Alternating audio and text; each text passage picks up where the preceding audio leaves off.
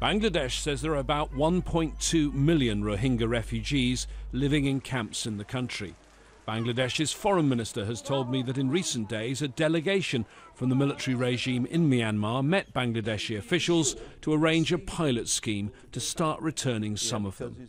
The area they come from, that area is relatively okay, but if they go back, if they go back, they can help stabilizing the situation. After all, they are Myanmar people.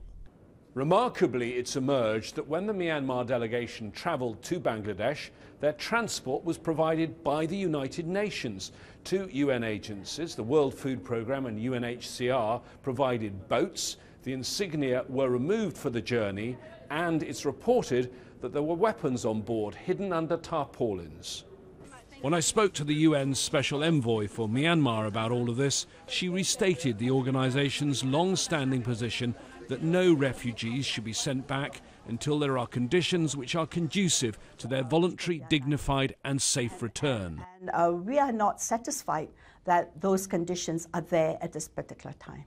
The generals who carried out a coup now seem to, at least on one occasion, have a navy, and that navy is the United Nations. That must worry you. Well, if they had consulted me, I would have stopped it. But nobody consulted me.